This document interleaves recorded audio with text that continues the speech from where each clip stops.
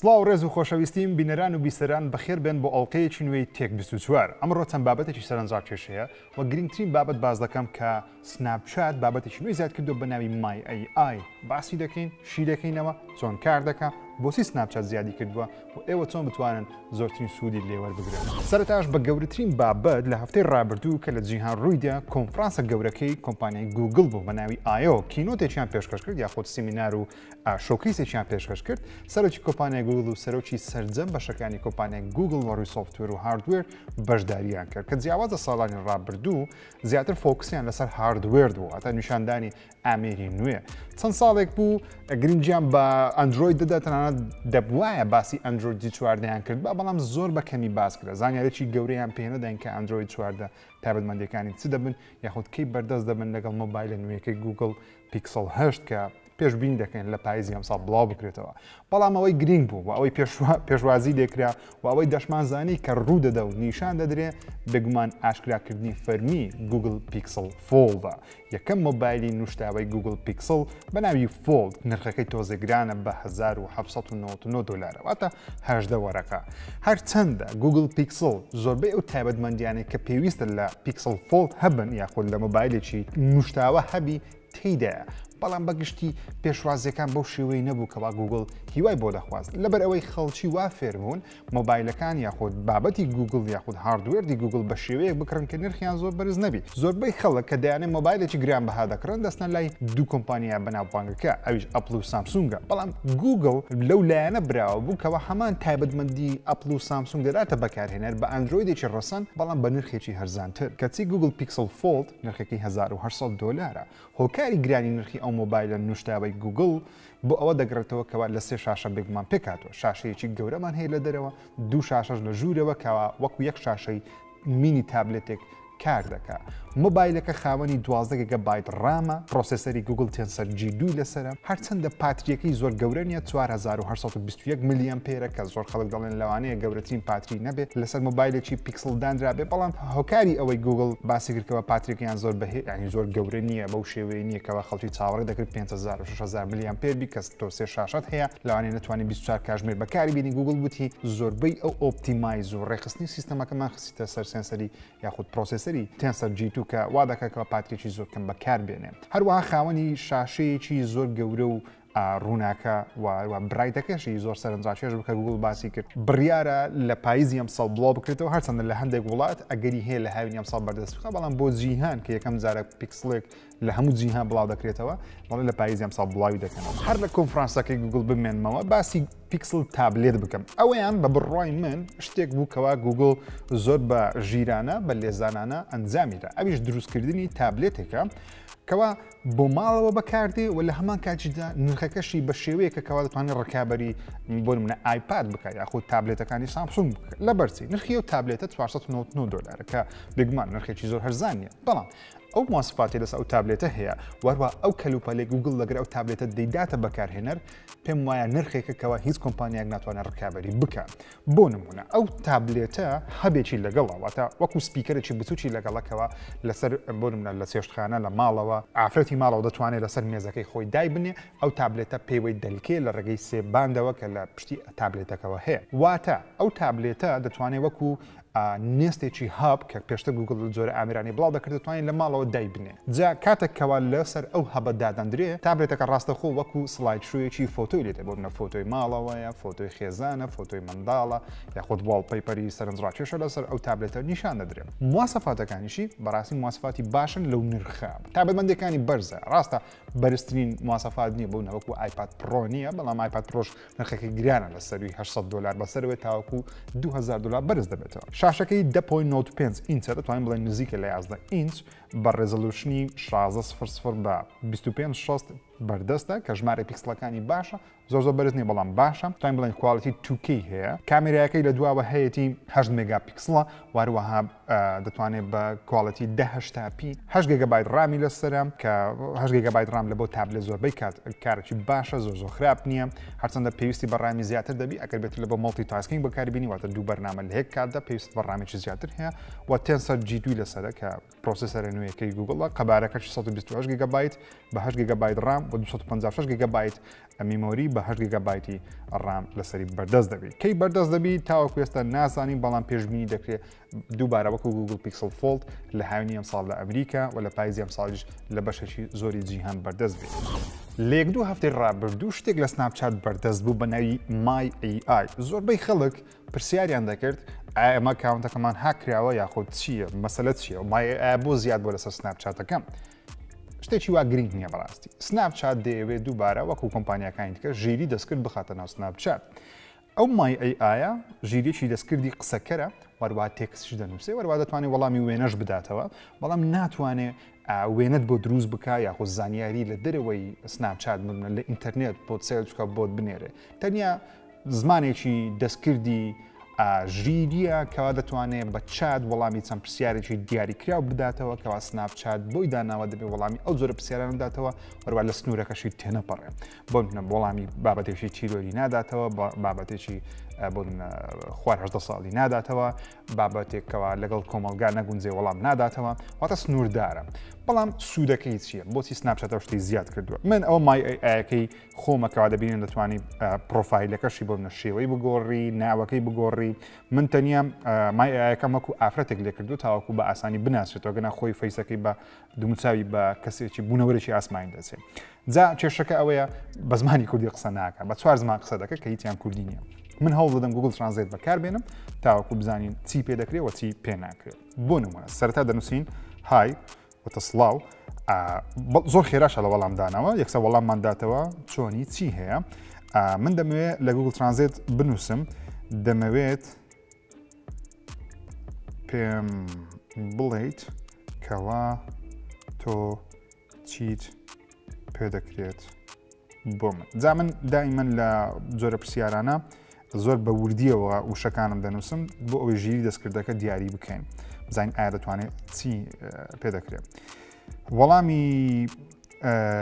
مای AI کۆپی دەکەم دەیبم من ناو گوگل ترانزلیت ئێوەش ئەگەر شتێکی لە بابەتتان کرد بەو شێوە دەتوانن بە کوردی و ئینگلیزی ترانزلیت بکەن بەڵێ من دەتوانم یارمەتی بدەم لە هەر شتێک کە پێویستت پێی بێت تەنها ئاگادارم بکەرەوە چی دەوێت چۆن دەتوانم لە سناپچات ژمارەی بینەرانم زیاد بکەم چکە سناپچاتە ئیدی دەبی بزانی چۆن هاوکاریم بکە کە چۆن ڤیوم بەرز بێتەوە لە سناپچات بزانم چ وەڵامێکمان دەداتەوە مای ئایەکە وەڵامێکی دوور و درێژی دامەوە بە خێراییش وەکو ئەوی بڵێ وەڵامەکە ئامادەکراوە تەنیا کۆپی پێستی دەکەێت چۆ زۆر زیرەک نییە من چەند کاتژمێرە قسەم لەگەڵی کردووە زۆر زیرەک نەبووە زۆر باشە دەڵێ دەتوانیت بینینەکانت لە سناپچات زیاد بکەیت بە بڵاوکردنەوەی سناپی کارلێککەرانە واتە ئەو سناپانێکەوە دەتوانی یاری لەگەڵ بکەیت بۆ لێنزێکەوە شتێک لە بابەتانە و داواکردن لە فۆلۆوەرەکانت کە وەڵامی ستۆریەکانت دەنەوە دەتوانانی مەبەستی ئەوەیە کە ڕیپلای بۆ تۆ سناپێکی لە مای پرۆفایلەکە گشتێکی خۆت دادنێ پابلیک پرۆفایلەکەت خەڵک کۆمنت وەڵام دەدات و تۆتوانانی شتێکی لە بابەتە بڵاوکی و وەڵامی بدەێت عەدەسە و فلتەرەکان بەکاربێنەوە مەبەستی لێنزەکان بەکاربێنن بۆ پیشاندانی کەسایەتیت ئۆکێ دەبێت پرسیارێکی لێ بکەم لە دەرەوەی سناپچات بۆ منە دەڵێم دەمەوێت لە کارێکی تەلەڤیزیۆن کارێکم دەست کەوێت هیچ شوێنێک دەناسیت هەلی کاری هەبێت ئۆکەی ناتوانانی وەڵام داتەوە لەبەرەوەی وەکووتم ناتوانێت وەڵام لە ئینتەرنێت دەربێنێت تەنیا لە ناو سناپچات دەسوڕێتەوە ئەو مای AI کاتە زۆر زیرەک نییە من دڵنیام لە هەلی کارە درێ من دڵنیا نیم لە هەلی کارە تایبەتەکان بەڵام دەتوانم سەیری لینکد و گلاسۆدەر بکەن دەڵێ دەتوانی سەیری لینکت کە ئەپی لینکت ئەوەی کەوا تایبەتە بە هەلی کار کاتە وەڵامێکی باشی نەدامەوە ئۆکەی دوای شت کە لێ پرسم دەڵێم من خێزاندارم چۆن بتوانم دڵی هاوژینەکەم خۆش بکەم زەمەڵام ئەو جۆرە بابەتانە دەداتەوە یا خۆت نا گوگل ترانزلیتیش وەڵام ئەوەی باشی بۆ نووسیم I'm married how can I please my spouse وەڵامەکە چییە؟ دەتوانانی دڵی هاوسەرەکەت خۆشکەی بە میهرەبانی و ڕێزگرتن و پشتیوان هەوڵ بدە نیشانی بدەیت کە قەدەری قەدری ئەوان و ماندووبوونیان دەزانیت پلانی شەوانی هاوڕێەتی دابنێ بە ئاماژەی بچوو وەکو نانی بەیانی لە جێگادا یان دیارێکی بیرکرا و بیرکراوە سەرسامیان بکە گوێیان لێ بگرێت کاتێک پێویستت بە قسەکردن هەوڵ بدەیت هەستەکانی تێبگرێت. ئۆکەی مای AI سوودی زۆرە بۆ نەتوانم وێنەیەکی خۆم بگرم بەو شێوازە بۆشی بنێرم بزانم وەڵامی چ دەبی لە بە وێنەی that person with the beard is really rocking that look. ئۆکە دەڵێ ئەو کەسێکەوە ڕیشی هەیە زۆر جوان دیارە. دەنووسم thanks سپاس دەتوانی وا قسەی لەگەڵ بکەی بەڵام زانیاری زۆر گرنگت ناداتێت. دەمە لای هەواڵێکی دیکە کۆمپانیای DJI زۆرە فلایکامێکی نوێ یاخۆ زۆرە درۆنێکی نوێ بڵاو دەکاتەوە کە بە قسەی DJI بێ باشترین درۆنە بۆ کەسانی کە نایانەوێت درۆنێکی زەبەلاح بەکاربێن درۆنەکە بچووک بێ بەڵام بە کواڵەتێکی بەرز بتوانێت وێنە تۆمار بکات. مواصفاتەکانی ئەو جۆرە درۆنە کە بە ناوی DJI Inspire 3 جۆری سێمە و فول فرێمیشە دەتوانێت بە کواڵەتی 8K ڤیددیو تۆمار بکات لێنزێکی فراوانتری هەیە بۆ شۆتی فراوان واتە واید و ئەلترا وایدی هەیە دەتوانێت تا خێرایی 94 کیلۆمەتر لە کاتژمێرێکدا خێرا بڕوە لە دیمەنی لێژ دەتوانێت خێرایی 10 مەتر لە چرکەیەک ببڕێ پاتریەکەشی تا 28 خولەک بەرگە دەگرێت بە 35 خولەک تا 90% دەتوانێت بە خێرا چارج بێتەوە. DJI دەڵێ ئەو جۆرە کامێرایە کە لەسەر ئەو جۆرە درۆنە هەیە بۆ شۆتی سینەماتیک بۆ کەسانێک کە دەیانەوێت فیلم دروست بکەن یاخود دۆکمنتاری دروست بکەن یا هەر دەیانەوێت شۆتێکی سینەماتیکی بە کواڵەتێکی 8K تۆمار بکەن دەتوانن بەکاری بێنن. بەڵام کێشەکە ئەوەیە کە خەڵکەکی زۆریش لە ئۆنلاین ڕخنیان لێگرت بوو لە کۆمنتەکانیش خوێندمەوە نووسبیان کێشەکەی پاتریەکەیە دەڵێن پاتریەکەی ماوەکەی زیاد نەکراوە و قسەکەشان دەتوانین بڵێن تاوە DJI تاوەکو ئێستا نەیتوانیوە پاتریەکانی بگەێنتە سەر و 35 خولەک هەموو کاتێک پاتریەکەی لە دەوری 25 تاوەکو سی وە جارجارە 32-33 خولەکیان هەبووە لە زۆری مۆدل جیاواز بەڵام ئەمەیان تەنیا 28 خولەکەت پێدەدا بتوانانی درۆنەکەت بفرێنی وەروەها وێنەگرتنیشی پێ بکەیت. کۆمپانی نیتندۆ بە فەرمی ڕاگەیان لە ماوەی 7 ساڵ ڕابردوو بڕی 69 ملیارد دۆلاریان لە بواری بڵاوکردنەوە وەروە دروستکردن هەم هاردوێر و هەم سۆفتوێر بەدەستێنەوە کە پارەیەکی زۆرە لە بۆ کۆمپانیایەکەوە تەنیا یەک جۆر کۆنسول بڵاو دەکاتەوە و ژمارە ئەو یاریانەشی بڵاوی دەکاتەوە تەنیا لەسەر ئەو جۆرە کۆنسۆلە بەردەستە کە نیتندۆ سویچ لە چەند جۆرێکی نیتۆ سویچمان هەیە بێگومان ئۆڵێدمان هەیە ئاساییمان هەیە بەڵام هەر یەک پلتفۆرمە ئەویش نیتندۆ سویچە. نیتندۆ زۆرتری قازانجێ کردووە لە هەر کۆمپانیایەکی تەکنەلۆژی ڤیددیۆ گەیم لە ماوەی 7 ساڵ ڕابردوو تەنانەت کۆمپانیایکی وەکو سۆنی و مایکرۆسۆفت تەنانەت ئاکتیڤیژن کۆمپانیایکی وەکو تێنسەنتی چینی ناتوانیەوە پارەی قازانج بکەن. نیتندۆ سەرکەوتوترین کۆمپانیای ڤیددیۆ گەیمە لە ماوەی 7 ساڵ ڕابردوو 69 ملیارد دلار پارەیەکی یەکجار زۆرە لە بۆ کۆمپانیایکی تەکنەلۆژی ڤیددیۆ گەیم بەدەستی بێنێ بۆ منە کۆمپانیایکی وەکو مایکرۆسۆفت کە نزیکە داهاتەکەی لە ژێر 2 تریلیۆن دلار دەڵێن 2 تریلیۆن ئەوە 69 ملیارە کەواتە 2 تریلیۆن دلار پارێکی یەکجار واتە هەژمار ناکرێت ئەوەندە زۆرە پارەکە. مایکرۆسۆفت تەنیا یەک کۆمپانیا خەریکە دەیکرێتەوە بە 69 ملیارد دلار کە کۆمپانیای ئاکتیڤیژن یاریەکانی کاڵ ئۆف دیوتی دروست دەکەن. کەچی نیتندۆ بەو پارێ زۆرەی کە هەیەی کە 69 ملیارد دلارە بێگومان ناتوانێت ڕکابەری کۆمپانیای وەکو مایکرۆسۆفت بکە. مایکرۆسۆفتیش ئێستا دەیەوێت کۆمپانیای وەکو ئاکتیڤیژن بکرێت واتە هاوسەنجی هێز و پارە لە ناو کۆمپانیای تەکنۆلۆژیەکان زۆر مەحاڵە. هیچ کۆمپانیایەک ناتوانێت ڕکابەری مایکرۆسۆفت بکات لەبەرەوەی ویندۆز بڵاو دەکەنەوە. بێمە لای آیفۆن 15 پلس وەرە 15 پرۆ و 15 پرۆ ماکس کە بێگومان ئەپڵ وای کردووەمان هەموو ناوەکانی آیفۆن لەبەر بکەین لەبەر ژمارەی ناوەکانی آیفۆن هەموو ساڵێک ئاڵۆستر قوڕستر و خەڵکی تێناکەکەوە کامە خەڵکی دەڵێن کامیان دوو کامیری هەیە کامیان سێ کامیری هەیە کەس ناوەکانی لە بیر نییە تەنانەت وشەی پرۆ هەر زۆر کەم بەکاردێ ئێستا خەڵک بە ماکس و پلس مۆبایل زیاتر لێک زیاد دەکاتەوە بەستم خەڵکی عامە نەک ئەو کەسانێکەوە لە بواری تەکنۆلۆژی شارەزان. آیفۆن 15 پرۆ بە تایبەتی جۆرە لێنزێک ئەم ساڵ لەوانەیە بەکاربێنەر سەنە تەنیا دەنگوێ فەرمینیە ئەوش پێ دەوترێت پێرۆسکۆپ لێنز. پێرۆسکۆپ لێنز واتە دانانی چەند عەدەسەیەکە لێک کاتدا وا دەکە ڕووناچی بقەوسێتەوە وەروە لە سامسونگ ئەو جۆرە تەکنۆلۆژیا بەکاردێنی بۆ زوومە 100x خۆی ئەگەری هەیە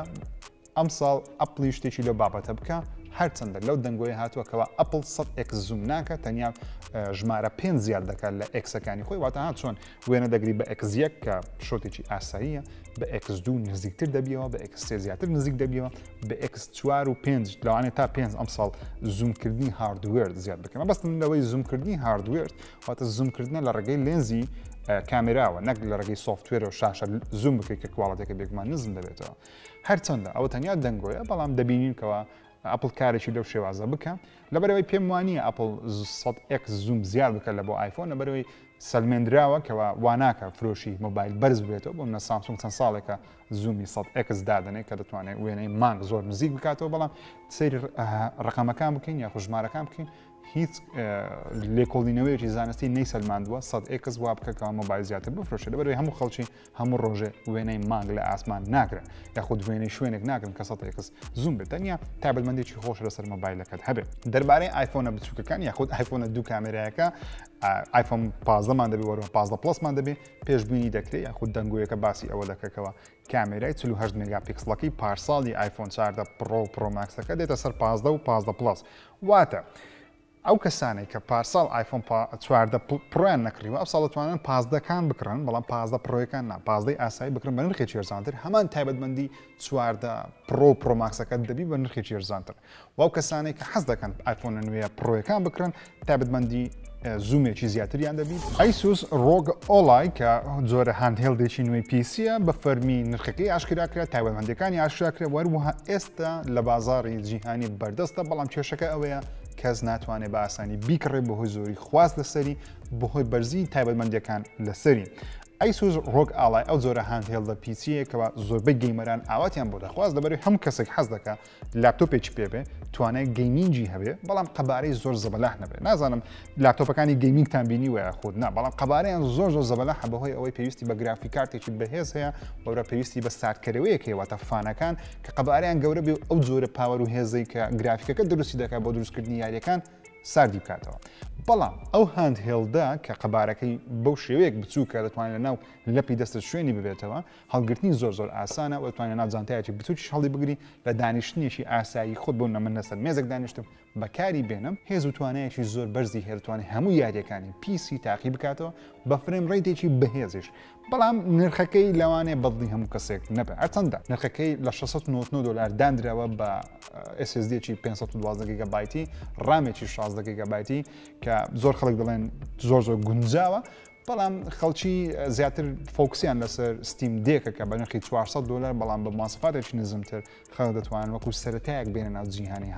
هاندهێڵد بازارێکی نوێە ستیم چەند ساڵێک بوو هەڵویدا و لە کۆتاییدا توانی ستیم دێک بڵاو کاتەوە کە نزیکەی 3 میلیۆن کۆپی لێ فرۆشرێ کە ژمارەیەکی یەکجا بەرزە لە بۆ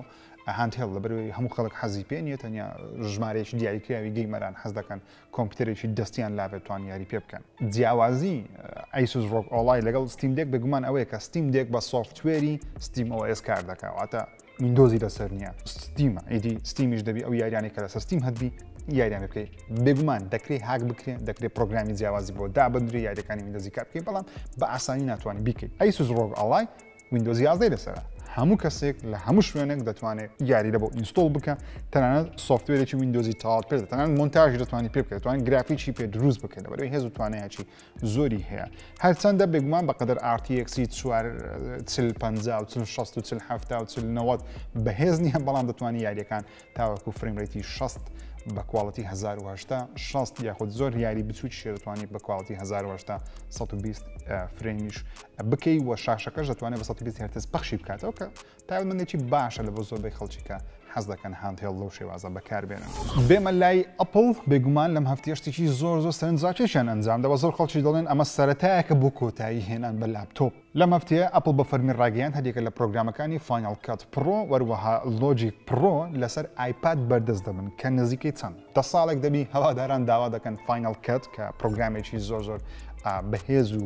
دەتوانین بڵێن بەتوانایە بۆ مۆنتاژکردنی ڤیدیۆ بێتە سەر ئایپاد نەک تەنیا لەسەر لاپتۆپی ئەپڵ بەردەست بێت ئەپڵ دەڵێ ئێستا کاتێتی بەهۆی ئەوەی کە ئایپاد پرۆ بۆ پرۆسەسەری M1 و M2 لەسەرە دەتوانن هێز و توانایەکی باشیان هەیە دەتوانن کار بە فاینال کات بکەن بەڵام کێشەکە نرخەکەی تێ بێگومان فاینال کات لەسەر لاپتۆپی ئەپڵ ئەگە بە فەرمی بیکرێت لە ئەپڵ نرخەکەی 300 دلارە 1300 دلار دەدەین بەڵام زۆر خەڵکیێ بە کراک داوڵندی دەکە پارە نادە کە شتێکی غێرقانونیە بەڵامی دی زۆر خەڵک دەیکەن واتە ئەو ئۆپشنت هەیە بەڵام لەسەر ئایپاد ئەو ئۆپشنت نابی لەبەرەوەی ئەپڵ دەڵێ مانگانە پێویستە 5 دلار بدەیت ئەگەر حەز دەکەی فاینال کات تەبی لەسەر ئایپاد و تەواوی فاینال کەتی شەواتە تو هەموو تایبەتمەندیەکان و پڵگینەکان و فلتەر جۆرەکانی ئەکسپۆرت جۆرەکانی کات تەواوی فاینال کات لەسەر ئایپاد بەردەست دەبێت ئێستا وای لێ هاتووە ئایپادێکت پێوێ بە تایبەتی ئایپادە پڕۆ نوێیەکان دەتوانێت بە پرۆ ڕێز کە بە ڕۆ دەکە بە ڕۆ وێنە تەسویر بکە یاخود وێنە بگرێ ڤیدیۆ تۆمار بکە بە 4K 60 فریم بە پرۆڕێز بە ڕۆ بە کواڵەتێکی زۆر بەرز ڕاستە و خۆ هەر لەسەر ئایپاد دەکات ئەو ڤیدیۆیە بخیتە ناو فاینال کات مۆنتاژی بکەیت دەتوانێت فیلمێکی گەوری پێ دروست بکەیت ڕاستە ناڵێن فیلمێکی تاڵ سینەمایی بەڵام توانی فیلمێکی سەرەتایی پێ دروست بکەیت بە کواڵەتی 4K زۆر بەرز بە کەلەر کۆڕێکشنێکی زۆر جوان دەتوانی ئەنجام بدەیت تەنانەت داڤینشی کۆد ئێستا لەسەر ئایپاد بەردەستە واتە ئایپاد وای لێ هاتووەکەوە لەوانێت لە پێمابی ساڵک 2 ساڵی دیکە دەبێتە شوێنگرەوەی